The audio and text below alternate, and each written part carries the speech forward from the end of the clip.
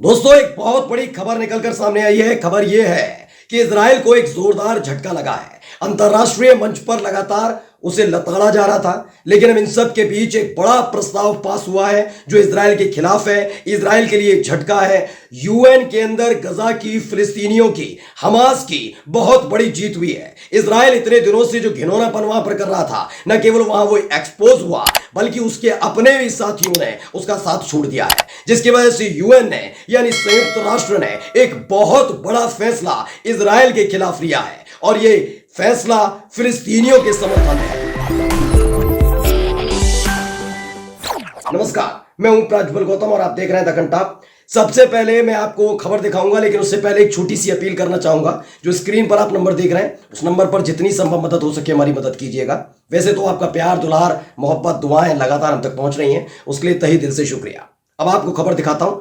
ये India TV ने खबर छापी है, क्या है, और इसको अंदर तक ले जाकर दिखाऊंगा कि हमास का क्या बयान आया है इसके ऊपर। सबसे पहले देखिए इंडिया टीवी ने क्या खबर छापी है। इजराइल को झटका, गाजा में सीज फायर को लेकर यूएन में प्रस्ताव पारित हो गया है। यानी इजराइल को झटका लगा है। गाजा में सीज फायर को लेकर यूएन में एक प्रस्ताव लाया गया था, लेकिन यह प्रस्ताव पास कैसे हुआ, यह समझने वाली बात है। ये तो पहले से मैं, मेरे सहयोगी जयंती झा, साथ साथ आदिल, ये हम दिखा रहे थे खबर कि यूएन में एक के बाद एक देश इजराइल के खिलाफ पहुंच रहे थे, फिलिस्तीन के समर्थन में पहुंच रहे थे। वहां यूएन में पहले ही वो लताड़ा गया था, लेकिन जो एक प्रस्ताव रखा गया उसमें इजराइल को इसलिए सबसे बड़ा झटका लगा है क्योंकि अब तक खुलकर अंतरराष्ट्रीय मंच पर जो इजराइल की मदद कर रहा था यानी अमेरिका, उसने भी उसका साथ छोड़ दिया। खबर पढ़िएगा पहले। ये मिश्रा अमरीश ने ट्वीट किया है, लेकिन उससे पहले दिखाता हूं क्या लिखा हुआ है।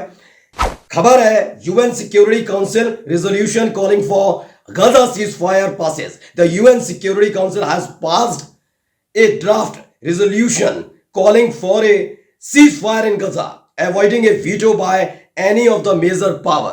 यानी किसी ने भी अपनी वीटो पावर का इस्तेमाल नहीं किया। यानी अमेरिका चाहता तो कर सकता था, लेकिन उसने भी साथ छोड़ दिया है। क्या है? Previous attempt to get resolution passed had faced multiple hurdles as the US, China and Russia used their veto. The US abstained. इस बार क्या हुआ? अमेरिका वहां से गायब हो गया। सबसे पहले मैं खबर देखी, इन्होंने जो ट्वीट किया, बिग ब्रेकिंग, गजा में तत्काल युद्ध विराम का आह्वान करने वाला रशिया प्रस्ताव स्पष्ट रूप से बिना किसी वीटो के पारित हो गया है। अपने वीटो का इस्तेमाल करने के बजाय यूएन ने एब्सेंट किया। क्या यह ऐतिहासिक है? और वाकई ऐतिहासिक है, क्योंकि अमेरिका अब समझ गया है कि इजराइल के साथ रहना कितना मुश्किल है। यानी हर तरफ से इजराइल घिरा हुआ पहले से ही, लेकिन अब अंतरराष्ट्रीय स्तर पर उसकी कितनी थूथू हो रही है ये देखिएगा। अब तक आपको मैंने कितनी खबरें बताई, याद करिएगा। मिस्र एक प्रस्ताव लेकर आया था सीरिया के गोलन हाइट्स को। उस वक्त अमेरिका और ब्रिटेन ने आगे आकर साथ दिया था इजराइल का। तब कहा गया था गोलन हाइट्स पर 1962 में जो कब्जा किया गया, इजराइल ने जो कब्जा किया, वो कब्जा गलत है और उसे छोड़ना चाहिए। हमारे देश भारत ने भी, यानी 92 ऐसी कंट्री थी, यानी देश थे, जिन्होंने मिस्र के इस प्रस्ताव को समर्थन किया था, जबकि इजराइल के समर्थन में 8 देश खड़े थे, जिसमें अमेरिका, जिसमें ब्रिटेन भी शामिल है। लेकिन इस बार यूएन में जब यह प्रस्ताव आया तो अमेरिका ने भी हाथ जोड़ लिए कि भाई हम आपके साथ नहीं खड़े हैं। इसके बाद जो बयान आया है वो पढ़कर बता रहा हूं। मिश्रा अमरीश ने पूरा इसे ट्वीट किया है कि हमास ने किस तरह से इस पूरे मामले पर, जो संयुक्त राष्ट्र के अंदर हमास की, फिलिस्तीनियों की जीत हुई है, गजा में सीज फायर को लेकर जो ऐलान हुआ है उसको लेकर क्या कुछ कहना पड़िए। संयुक्त राष्ट्र में जीत पर हमास का पूरा बयान। इस्लामिक प्रतिरोध आंदोलन हमास संयुक्त राष्ट्र सुरक्षा परिषद द्वारा तत्काल युद्ध विराम के आज के आह्वान का स्वागत करता है।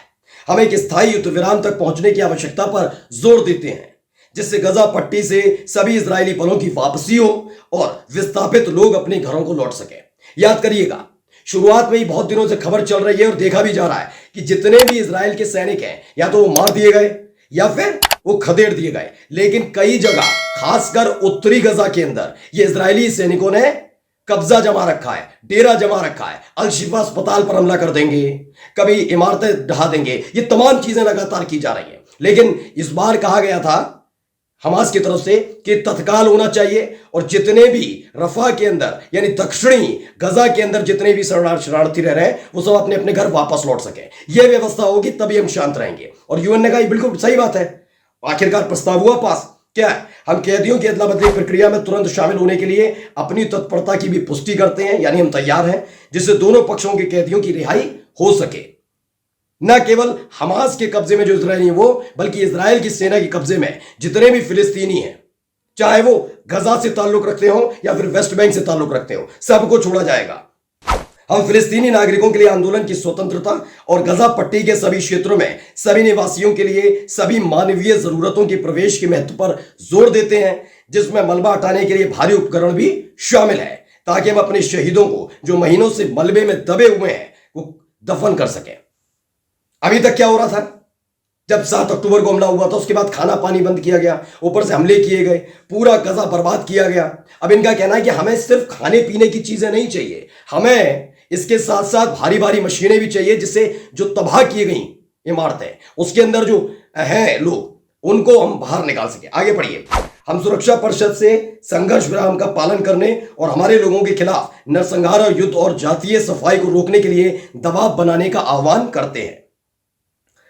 इसमें हम फिलिस्तीनी लोगों के अपने स्वतंत्र संप्रभु फिलिस्तीनी राज्य की स्थापना के अधिकार की पुष्टि करता है, जिसकी राजधानी अल कुदस है।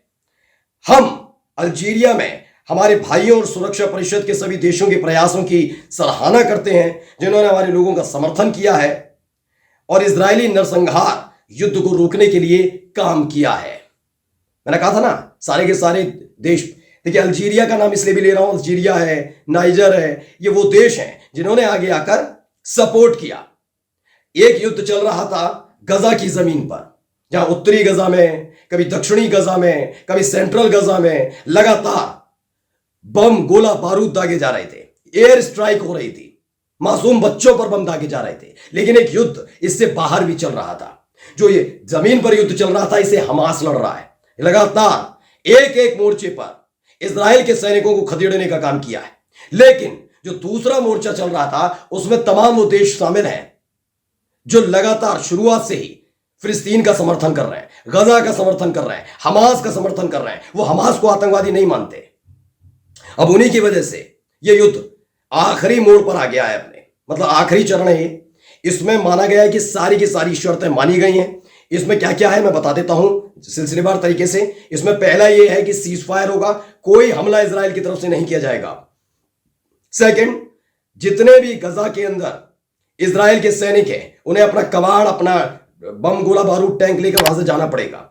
सेकंड, तीसरा यह है कि तमाम जो सुख सुविधाओं की चीजें हैं, जो मानवीय सहायता है, मदद है, अलग अलग देशों से आ रही है, वो बिना किसी रोक टोक के वहां पर पहुंचे, जिससे मलबे को हटाया जा सके। वहां जो कई फिलिस्तीनियों की लाश पड़ी हुई हैं, उन्हें निकाला जा सके, उन्हें दफनाया जा सके। ये तमाम चीजें होंगी। एक स्वतंत्र और संप्रभु फिलिस्तीनी राष्ट्र की मांग भी की गई है, जिस पर भी माना जा रहा मुहर लग गई है। नमस्कार।